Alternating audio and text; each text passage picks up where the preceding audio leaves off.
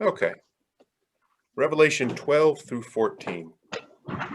So we'll begin as we do each time, just with an overview of the visionary section. I call it seeing the big picture. But these visions show us this, as it were.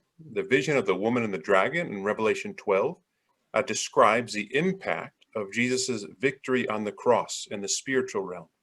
It shows that God's people are protected from spiritual harm, and it reveals that there are malevolent, malicious, as it were, evil spiritual powers behind the persecution of Christians. We also will see the vision of the beast in Revelation 13, and how it shows that the dragon is trying to destroy God's people throughout history. That's the vision in 13. Then in chapter 14 is a chapter of strong encouragement. So chapter 13 ends very pessimistically, where God's people are being defeated, being overcome, being killed. And Revelation 14 gives the positive perspective on it and the benefits of enduring with faithfulness. So John also sees a vision in chapter 14 of two harvests, which provide this contrast between ultimate salvation for God's people and then the judgment of those who worship the beast. So it begins in chapter 12 with Jesus's birth, or even before Jesus's birth, and it ends in chapter 14 with the final judgment. So the sequence of visions sort of progresses through history. So a little bit more on this before we move into the actual chapter. We ended last week with the seventh trumpet. So in chapter 11, the seventh trumpet was sounded, and it celebrated that God's kingdom had come. God had come to his creation. He had established his eternal kingdom of his son, Jesus Christ. He had judged the dead. He had brought reward for his people. He had destroyed evil from his creation. So that was celebrated with the seventh trumpet. So that was the end. That was the final judgment that came with the seventh trumpet vision. Now, the vision here brings us back in time in chapter 12. They start before Jesus's birth. They show the results of his life and death and resurrection, and they describe history. They give us a unique perspective on history as a time of conflict, which concludes in Revelation 14 with the final judgment. So even though this series of visions covers roughly the same time period as many of the prior visions we've seen, the seals and the trumpets and the two witnesses, it does provide unique perspective and unique details, new details. So the visions in Revelation, they are repetitious, they repeat themselves a lot, but they're never exact replicas. They always show new details and new perspectives. And these visions, the unique contribution here, focus on the spiritual warfare behind the persecution and the tribulation, as it were, the oppression of God's people throughout history. The visions also make it clear that Satan and his allies can only persecute and kill God's people within this set period of time. So God and not the devil is in control of history. Because when you're just in history and in the chaos and in the upheaval and in the uncertainty and danger, you could lose sight of who is actually in charge. And these visions remind us that. The visions also highlight the effects of God's initial victory over evil through Jesus's death and resurrection. That Satan is defeated, he's cast from heaven, he can no longer accuse God's people. And it also highlights the defeat of evil at the end of time. So evil exists in history sort of on borrowed time, but that line of credit will not last forever. So that'd be a way to describe what these visions show us. Good, so let's look at some of the details. Revelation 12, John sees a vision of a woman. He said a sign appeared in heaven. So a majestic, powerful, sort of cosmic woman is seen. And then the woman is pregnant, and she's in pain, birth pains, and she gives birth to a male child. So that's one of the clear symbols here. The identity of the male child, it's Jesus. So it says he'll rule the nations with a rod of iron. And that's a reference to Psalm 2. And it's a song about the future Messiah and how God, the Messiah is God's son and would rule the nations. And so this reference back to Psalm 2 was an early Christian reference to Jesus. So that's a clear symbol. The child born in verse 5, verse 4, is Jesus. Let me double check there. If you have, hopefully you have the text open with in front of you. And so verse 5, she gave birth to a son, a male child who will rule all the nations with an iron scepter.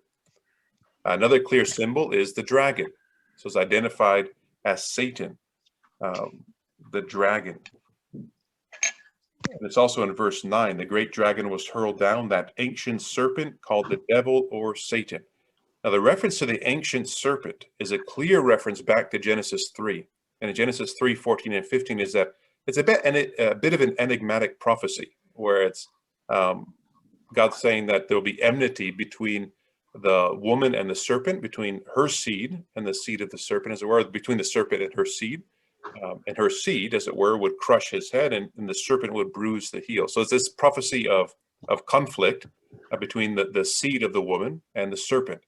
And that's what we have here. We have the child, the birth of a child from the woman, and we have conflict with the ancient serpent. So it's a clear sort of describing what was prophesied at the very beginning of the Bible in Genesis 3. Then the last thing that's really clear, I think, is the rest of the woman's children are Christians. And this is referenced at the very end of the chapter in verse 17, where it says, you read it, then the dragon was enraged at the woman and went out, off to make war against the rest of her offspring, those who obey God's commandments and hold to the testimony of Jesus. So the idea of obeying God's commandments and holding to the testimony, the witness of Jesus, is a description of Christians. Again, it's Christians who are Jews and Gentiles. So it's not this a Gentile replacement of Israel, but God's people. They obey God's commands and they hold to the witness of Jesus. So those are all very clear sort of indications there in the vision. And then that lets us look at some of the other details. So the woman then gives birth to the Messiah and gives birth to all the rest of the children, as it were, the Christians. And so it's describing sort of the Messiah and the Christians as together, as siblings, so brothers, as it were. And that's a motif we saw in Hebrews several weeks ago, in chapter 2 or 3, where he says he's not ashamed to call them brothers, as it were. Referring to the fact he took on flesh and blood, he became like us. And so the woman then it's interesting. So it's Israel. It's got the clothed with the sun and the crown of 12 stars on her head. So it's a reference to God's people, as it were, Israel. But it's bigger than Israel, because it is connected very intimately with God's people, sort of before Christ came and after. And then this expansion in Revelation from ethnic Israel to people from every tribe and tongue and people and language. So the woman is this larger picture of God's people, which in the Old Testament is primarily ethnic Israel, although Gentiles did join Israel in the Old Testament at different points. And then in the New Testament, where it's still Israel. So Israel is the identity of God's people. But again, Gentiles are joining and submitting themselves to Israel's king. So the woman is this heavenly or spiritual side of God's people.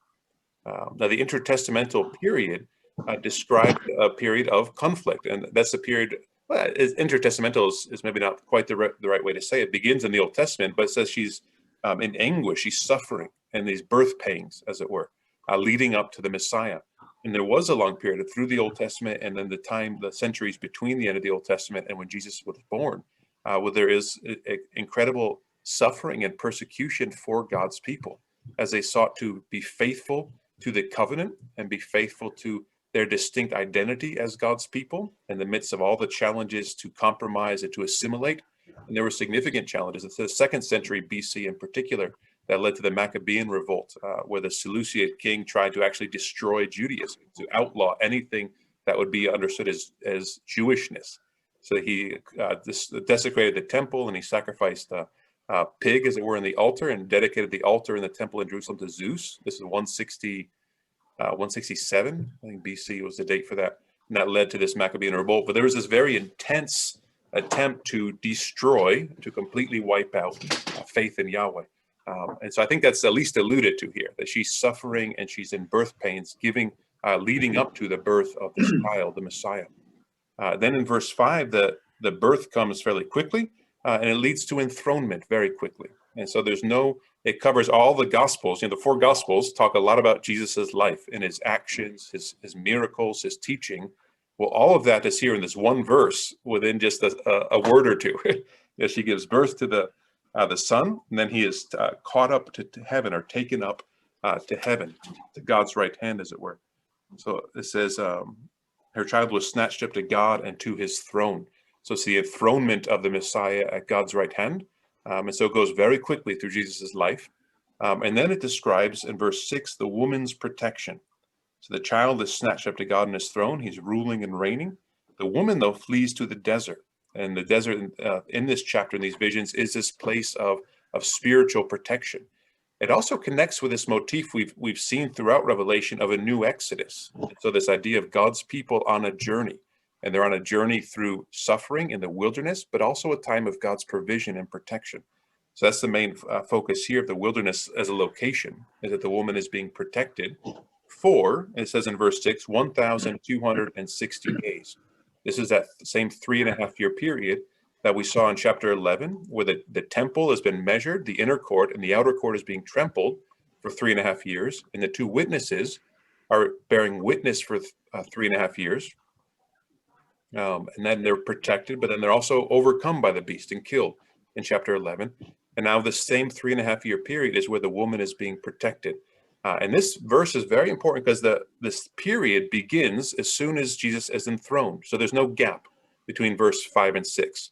So this symbolic 3.5-year end time period begins with his enthronement, and it lasts until his return. And that's something we'll see as we move forward in these visions. But these verses are very clear on when it starts. So it's not a literal 3.5 years. It's a prophetic or symbolic 3.5 years. It's connected to Daniel. And in Daniel, this period of time described a persecution and oppression, particularly focused on oppression of the temple. And that's what we saw in chapter 11 as well, the trampling out of the outer courts for this period of time. So this is the beginning of this chapter. The characters are fairly clear, and then the activity is fairly easy to follow. The next section, so there's 3 sections to chapter 12. That was the first section. Verses 7 through 12 give us a snapshot of what's happening in heaven. It's the victory in heaven that corresponds to Jesus's enthronement. So they show the results, as it were, in heaven of his death and resurrection on earth. So Satan is cast to the earth. He can no longer accuse God's people in heaven. And this is interesting, where he's not made material. So he's cast down to the earth, but he's not physical. We talked earlier in Revelation about different levels in heaven. So we have the throne room, or the Holy of Holies in heaven, the heavenly tabernacle, and that's God's throne, sort of the highest heaven, or the center of heaven, and then the different levels going down. So the earth here is the spiritual realm still. So Satan is still a spirit. The demons are still spirits, but they're operating now on the lowest level. It's corresponding to earth. It's parallel to earth. So they no longer have access or presence in the higher levels of heaven, and particularly not in God's throne room. So they can no longer accuse God's people in heaven. So there's no basis left to do that. And there's no place left to do that, to accuse God's people in the heavenly realms.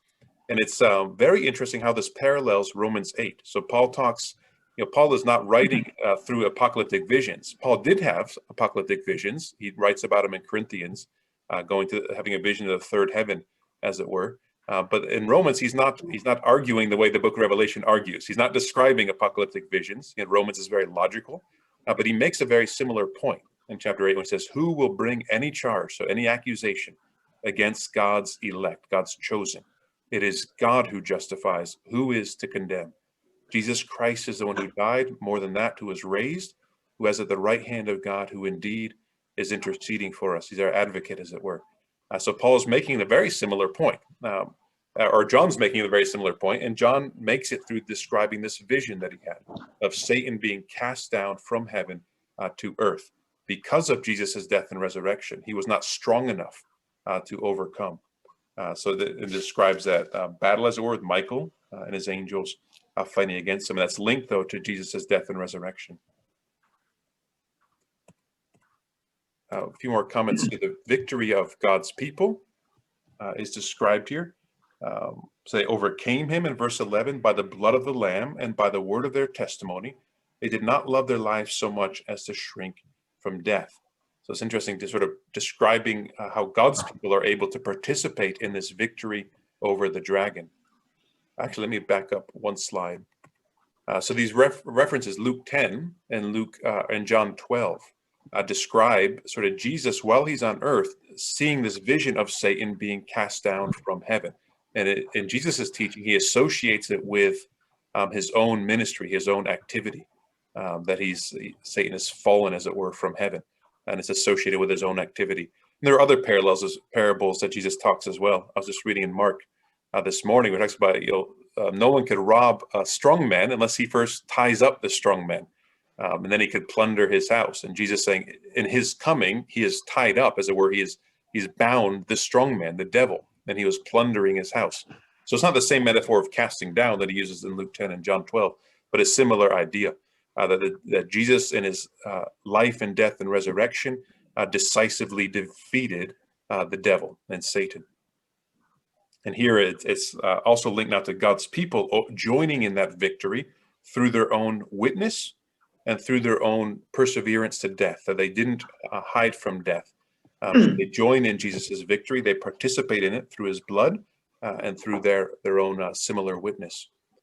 The result, though, in verse 12 is the dragon has come down to earth. He is filled with fury, it says, because he knows that his time is short. So there's been a defeat in the heavenly realms, but he's still not completely stopped. So we don't see a vision of that until the end of the book of Revelation. So he's still very much active on earth, and he's filled with anger, and he immediately tries to destroy the woman.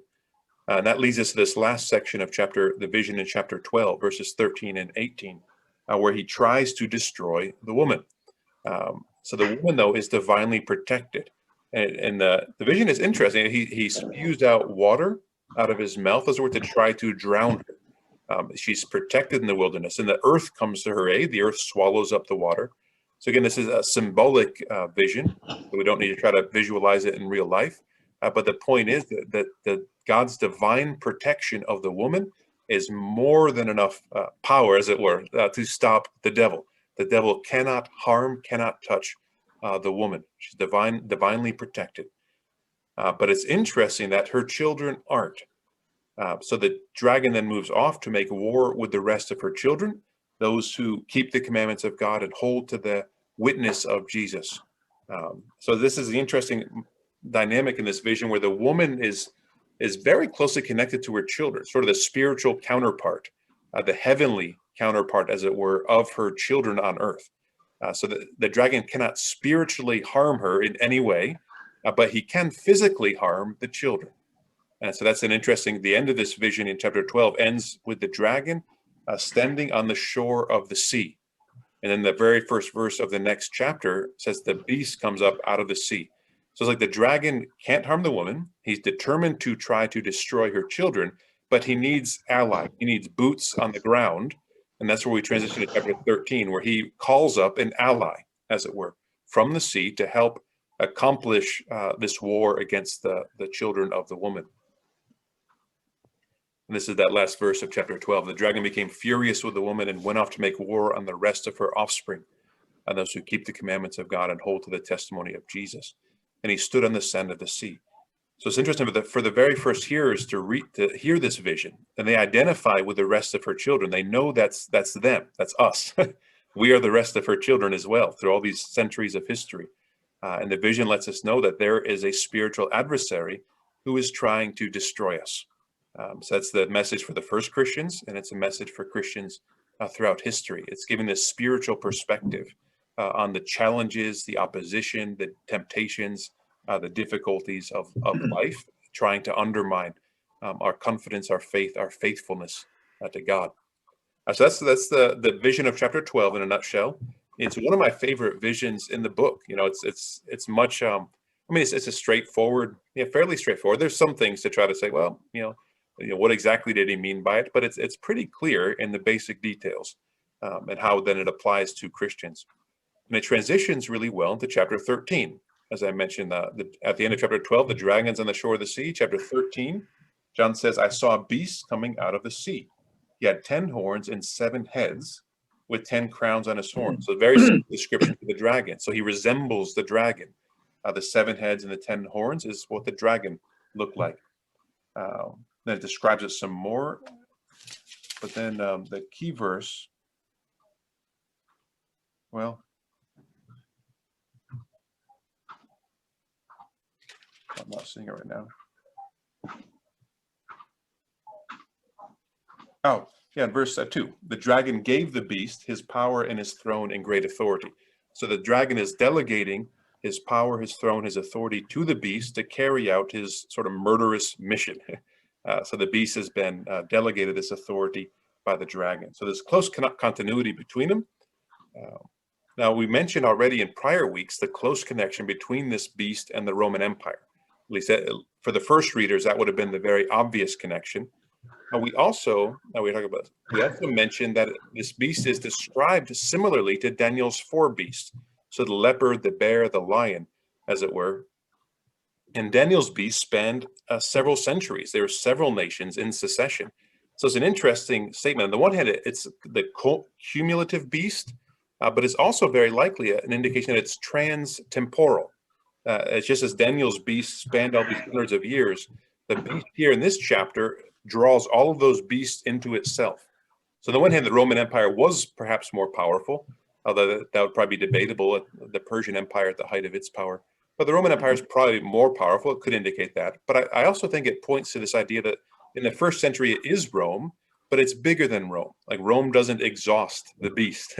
The beast occurs throughout history as nations are used by the dragon to try to accomplish the dragon's mission. This is an interesting detail in verse 3 about this head of the beast.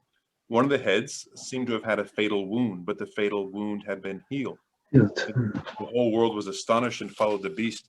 And there's various explanations for that. It's many scholars will talk about this myth of Nero, they call it redivinis, as it were, the Nero coming back to life. So this was an idea that was, there's several witnesses to it in the first century. That Nero died in, say, 68 AD, but the body was not widely. There weren't many witnesses to it. So just like Elvis, as it were, there were lots of people who thought, Elvis never died.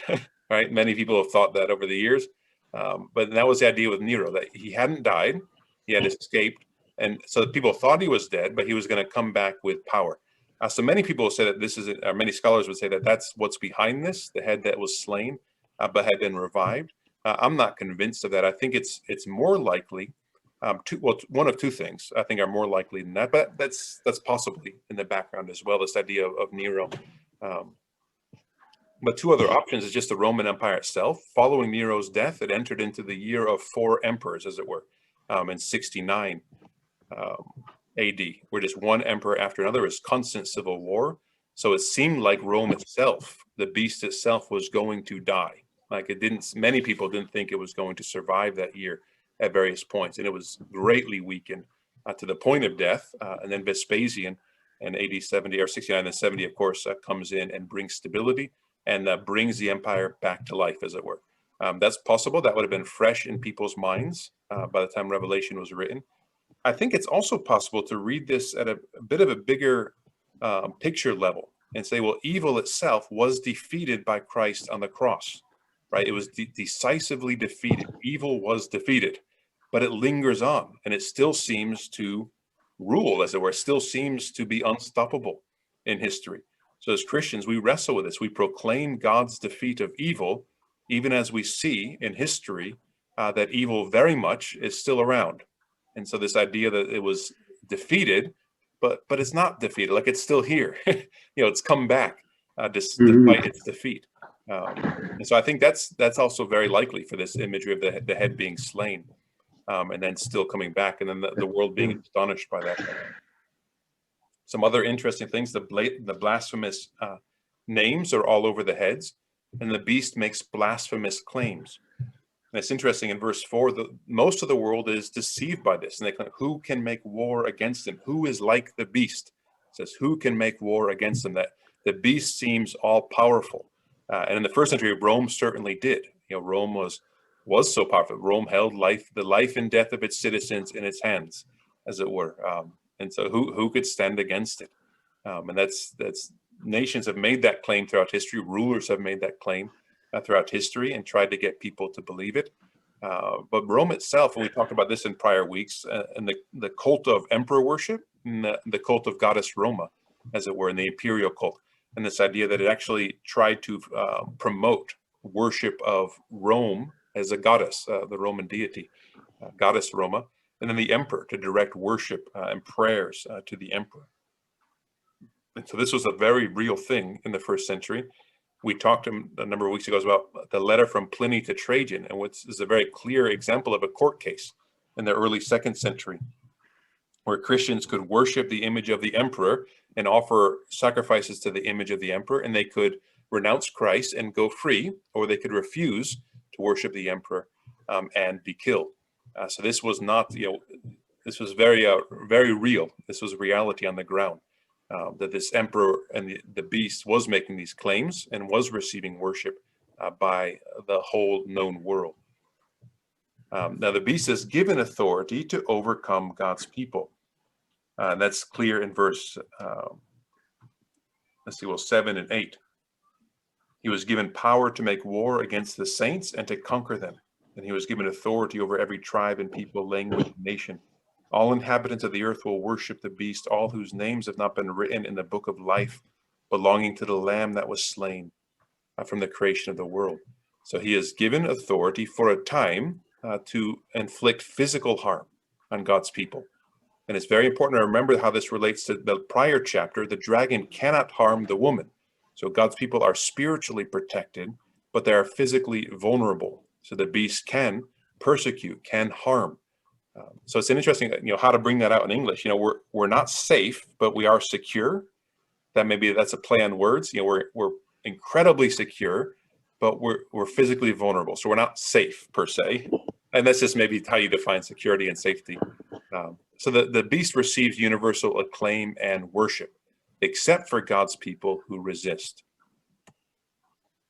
Then I already read this, the whole world is claiming this. Who is like the beast and who can fight against it? And this is an important phrase to highlight because we don't get an answer right away. So the answer in chapter 13 is a very pessimistic chapter. Like there isn't a response in chapter 13. The answer to this actually comes in chapter 17. So in chapter 17, there's another vision, the same beast, there's another vision of this beast. And there, the return of Christ. Christ comes back and he wages war against the beast and he defeats the beast.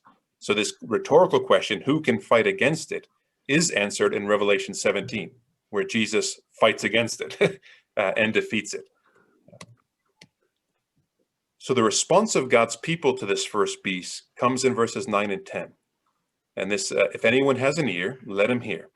And that's a phrase that was ended each of the letters to the 7 churches in chapters 2 and 3. And it's the only other place in Revelation, I think, where that phrase comes up. So it's calling us to interpret the meaning behind the parabolic vision. So when Jesus used this phrase, when he was teaching in parables, very similar phrase, if anyone has an ear, let him hear. And so the idea that, it's a call for us to hear, to have insight into the meaning of the vision, the significance of the meaning of the vision. And then he gives us this command. If anyone, well, it's not, I don't know, command is maybe not the right word. If anyone is to be taken captive, to captivity he goes. If anyone is to be slain with a sword he must be slain. That's a bit deterministic and fatalistic and pessimistic. But this idea that that evil will seem to win for a time, and God's people will suffer.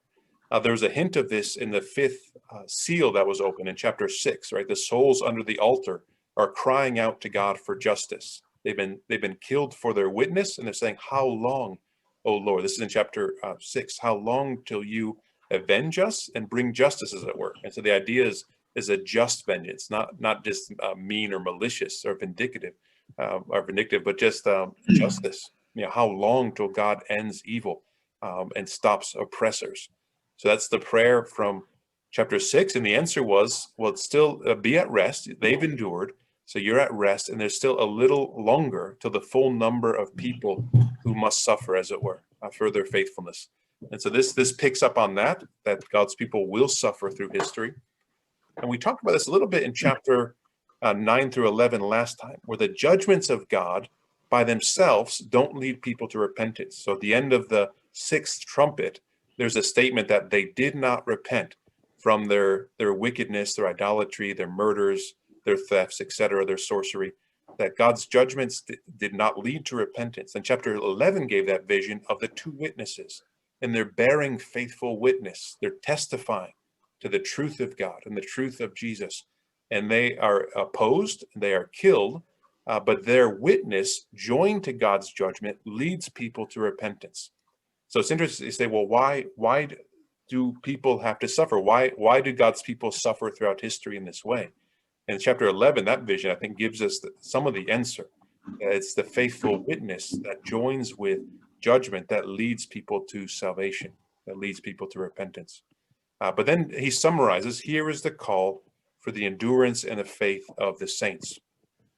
And this goes back when we talked at the very beginning, rule number 1, to keep the main point of the visions in view.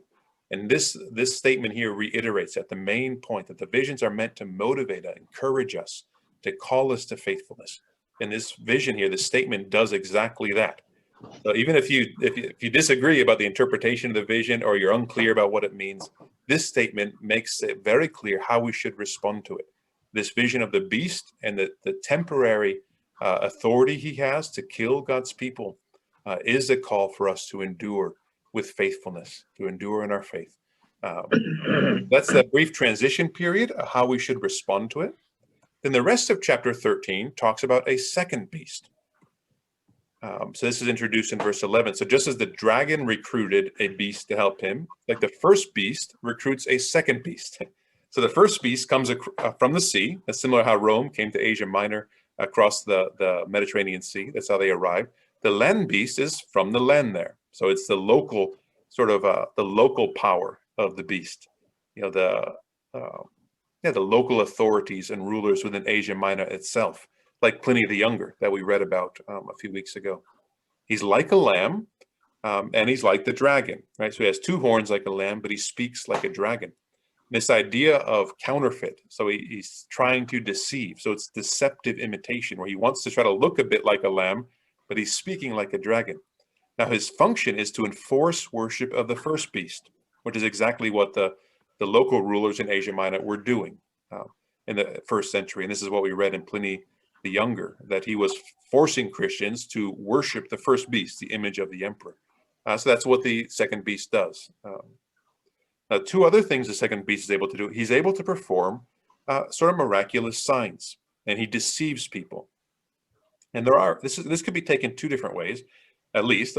One is that it's genuine miracles, deceptive miracles inspired by demonic power that take place.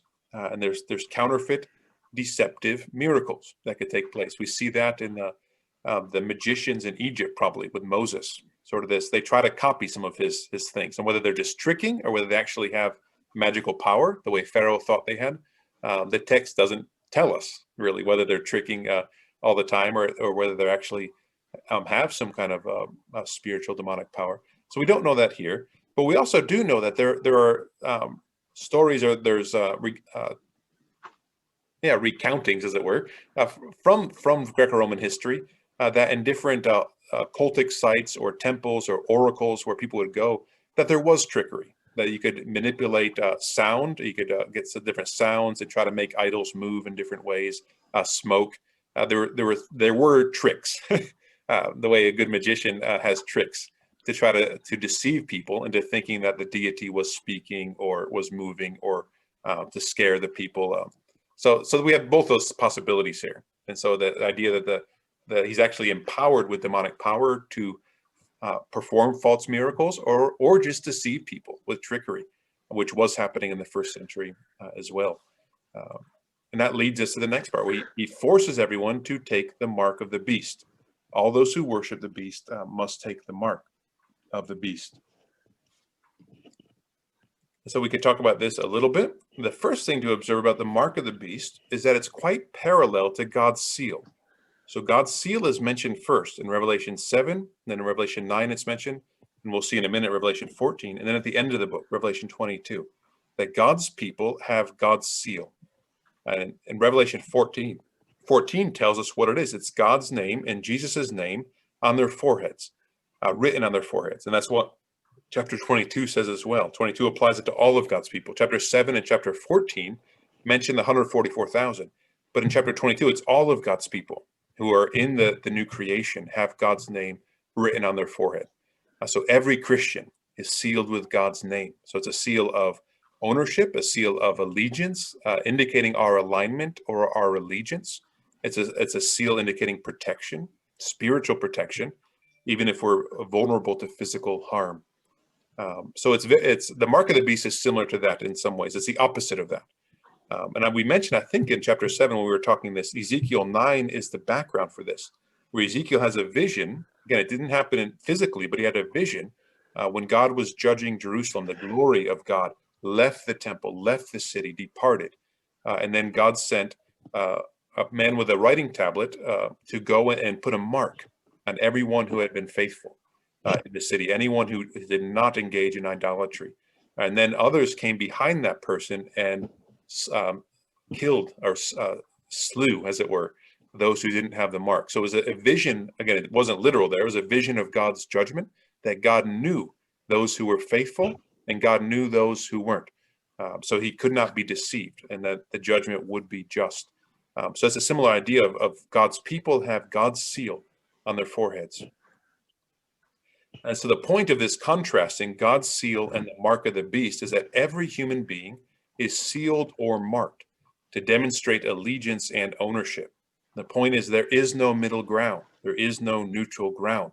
So John is very blunt throughout Revelation. That they call it a dualism, as it were, that all of humanity is divided into two groups. And that's very offensive to many people today. We don't like thinking that. We love to think that there's lots of space for neutrality or for a gray area in the middle. But John confronts us with this stark alternative that everyone has God's seal or the beast mark. Now, there is a middle ground in Revelation that the nations are often described, they're deceived, but they're also being rescued, as it were. And so we've talked about that in the past few weeks some as well. And so there is the mass of humanity in the middle, but they have to make a choice. Like there is no real middle. Like they're going to be aligned with one side or the other. And so it's not deterministic though. I guess that's what I'm trying to say. Where it's not fatalistic or deterministic. So humanity has to align themselves one side or the other. They can't stay in the middle on the fence. So it's motivational. It's calling us to make that decision. If we try to pretend that we could stay in the middle, we're aligning ourselves with the beast. And that would be the message of the vision. The mark is always linked to worship. So I give here the different references in Revelation that refer to the mark of the beast, and it's always connected with worship of the beast.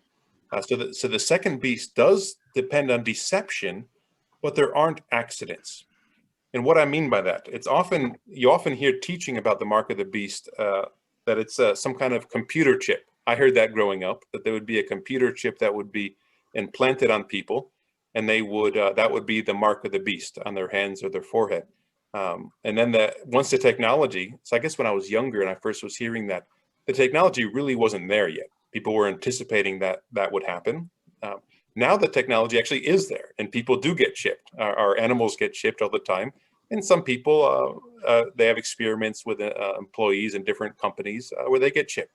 And so you could think, well, it could be so great to have the technology where, my car keys could be in the computer chip and my banking could be in the computer chip. It could be better for identity protection, perhaps. So we could have these debates, whether this is wise to do, because there are also, of course, identity fraud, and then there's also privacy concerns. So I think it would actually be very foolish for anyone to willingly get chipped with a computer chip of some sort, because then you have no privacy left, as it were. So whoever has the tech is all over your business, as it were. And so I think it would be I think it's a foolish thing to do.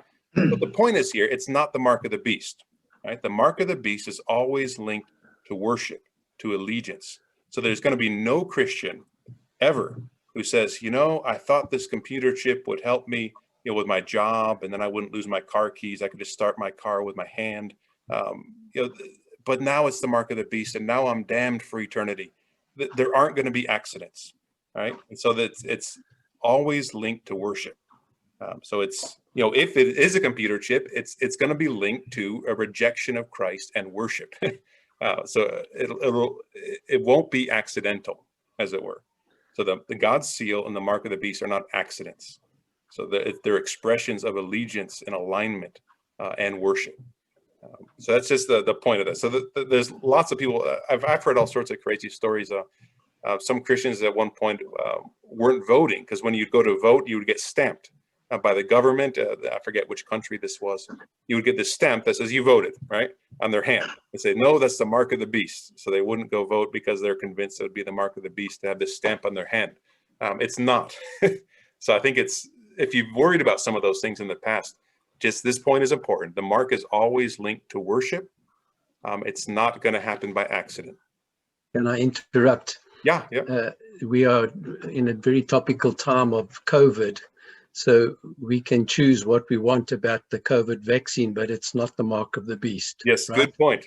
Yeah, some have made that claim, I think, right? Yeah. Or they're afraid of that. It's not. It may be wise or unwise based on how well it's been tested or what kind of clinical trials they've had, but it's not the mark of the beast. It's mark of the beast, again, is not accidental. It's linked to worship and allegiance. So now we get to the number of it. The number 666. Now it's a call for those to calculate, as it were, and it says it's the number of. Actually, let me just read it so I don't just say it from memory. It says,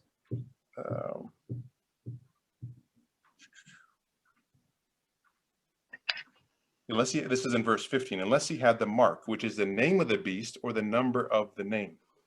This calls for wisdom. If anyone has insight, let him calculate the number of the beast, for it is man's number, or the number of a man, could be translated that way. His number is 666. So several statements here. It's the number of his name, as it were. It's a call for wisdom and insight, and a call to calculate, as it were. And so all of this is it's very clearly pointing to this ancient practice of gematria.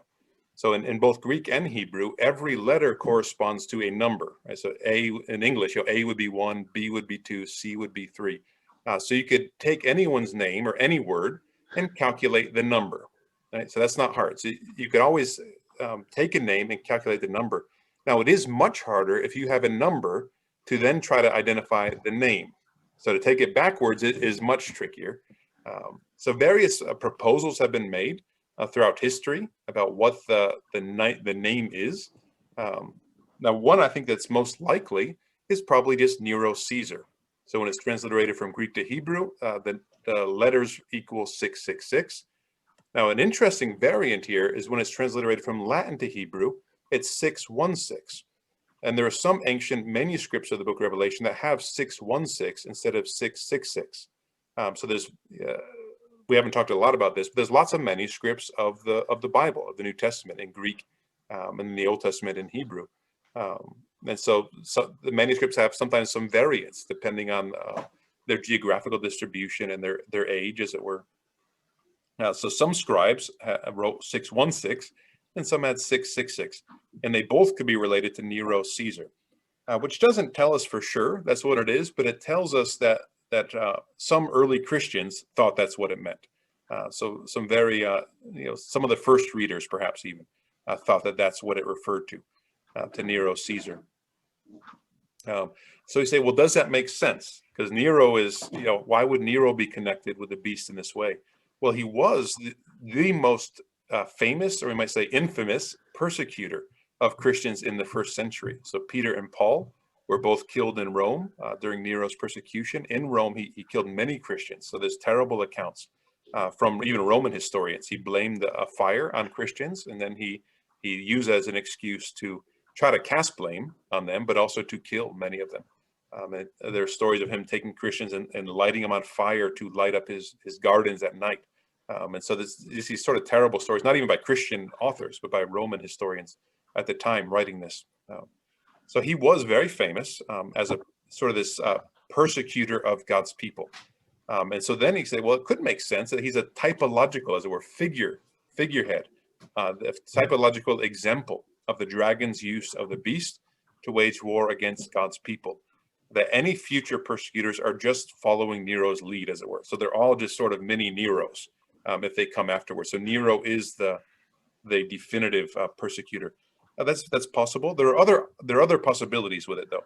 Some have suggested that 666 is the number of humanity. So it could be translated the number of a man. Well, anthropos could also just be the number of humanity. That 7 is sort of the divine number of completion or fullness. So 6 is just falling short of that. So 666 is you were made in God's image. So there's the dignity of humanity, but it's not divine.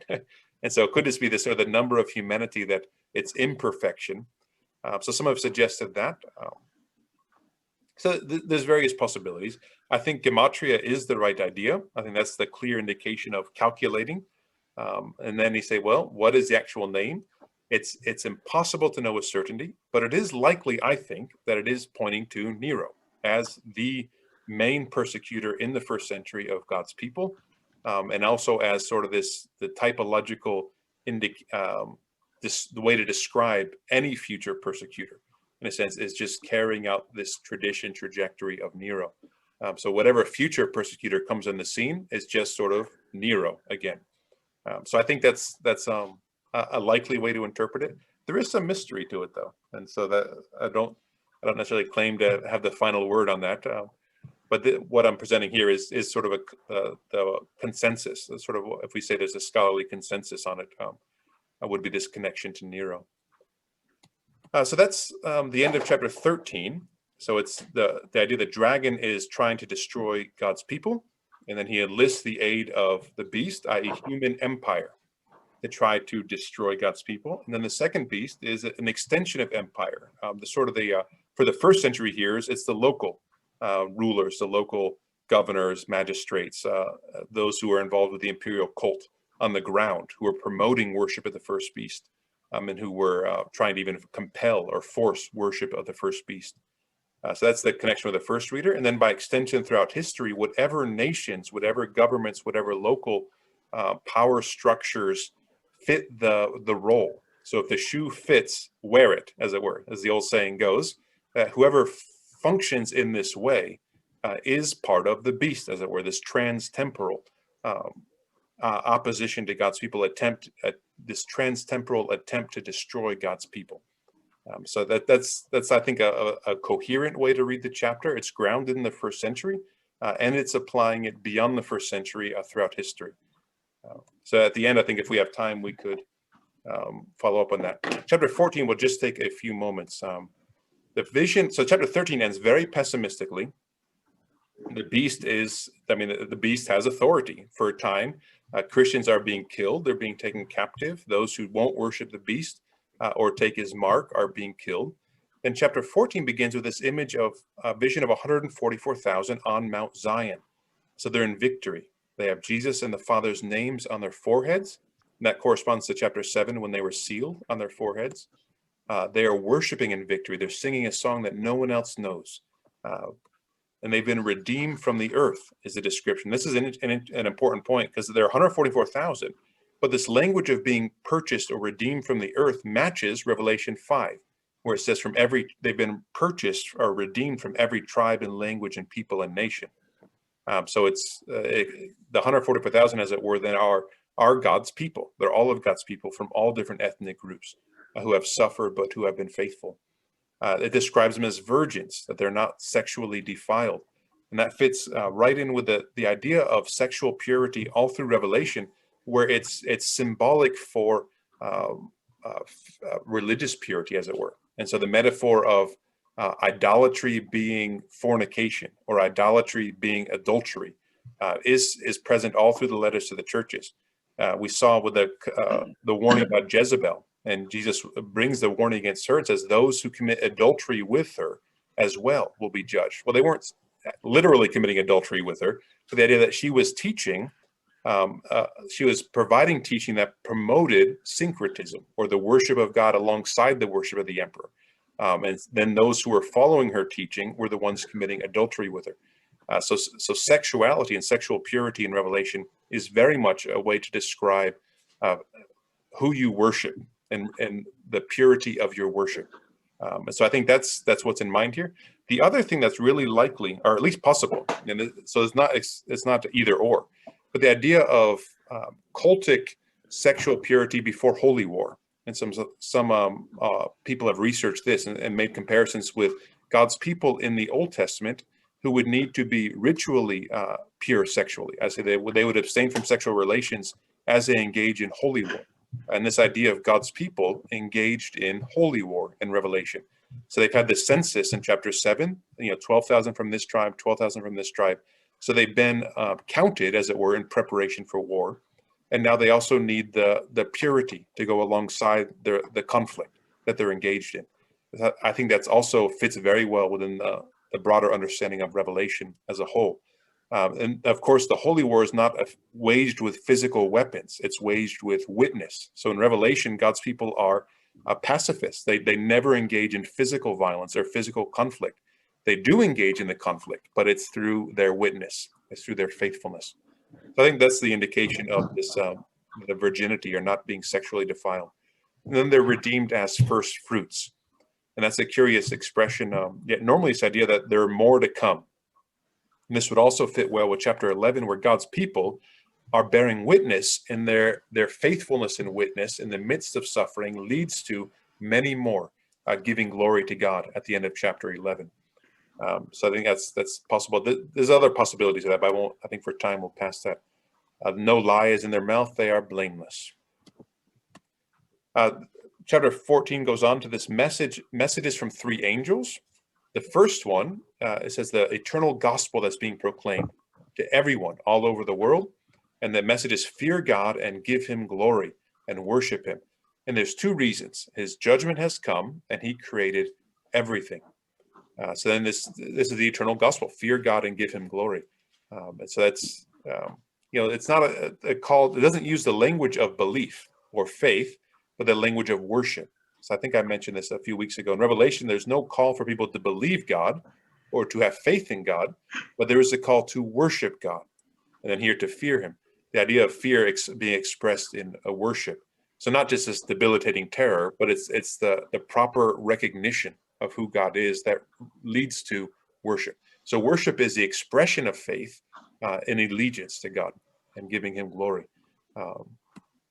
The second message, as the angel says, "Fallen, fallen is Babylon the Great." So this is the first reference to Babylon in Revelation. We won't spend much time on it. It's just a declaration of her fall. But we don't actually know much about her at this point, about Babylon the Great. And we'll come back to this when Babylon is mentioned again in chapters 16, 17, and 18. So for now, we'll just the angel just declares sort of preemptively that she's fallen. Third is this eternal consequences of the present allegiance. So first, it describes the consequences of worshiping the beast. There is punishment and there is no rest. It's public punishment. So for an honor-shame culture, it's not just physical punishment, but there's shame involved. It's that it's not private, as it were, and there's no rest day or night. And so the way the description here is very terrifying and very severe in verses 9 through 11. So in chapter 13, those who worship the beast got off easy in this life. They weren't persecuted. They were able to pursue the luxury and the prosperity and the physical safety. But then there are consequences to follow from God's punishment. And then there's this motivational call. Here is a call for the endurance of the saints, those who keep the commandments of God and their faith in Jesus. And then the next verse tells us the alternative, rest. So those who overcome will find rest. And so that's an important point. I can just read that verse quickly in chapter 14 and verse 13. Then I heard a voice from heaven say, "Right, blessed are the dead who die in the Lord from now on. Yes, says the Spirit, they will rest from their labor, for their deeds will follow them." So the contrasting outcomes of present allegiance. So we're making our choices and our worship now in this lifetime, but the choices will carry on into eternity in one direction or another. And so chapter 14, I mentioned chapter 13 is very pessimistic. Chapter 14 gives the optimism, where it shows the results, even for those who suffer now, they won't suffer forever. They will have rest, and it will be eternal rest. The last vision of chapter 14 is of two harvests. So first, there's a son of man and a grain harvest, and he harvests the earth. And the grain harvest is normally a positive image in Scripture. It's not always positive, but normally it's a positive image. But then the second harvest has an angel in the grape. It's a harvest of grapes. And grape harvests, as it were, are normally negative images of judgment when they're describing the wine press, as it were, because of the image of trampling. And so in various Old Testament passages, there's more often associations of judgment with the grape harvest. And that's clearly the case here, that the grape harvest is the trampling of the winepress of the wrath of God. So these two harvests of the earth, the first one, the Son of Man harvests the earth first, and very likely it's positive. It's not 100% clear. So some could argue that both harvests are negative, that they're just parallel visions of judgment. I don't think that makes nearly as much sense as to see the first harvest from the Son of Man, from Jesus being a positive image of Jesus then taking his own from the earth, and then the second image of judgment of the earth. So I think that's the clearer way to interpret it. The trampling of the winepress of the wrath of God is very vivid as well. So it describes the blood flowing from the city for a certain distance up to a certain height. So it's more blood than in any Hollywood movie ever filmed is in this scene of the second grape harvest, because it's the idea of trampling and the juice from the grapes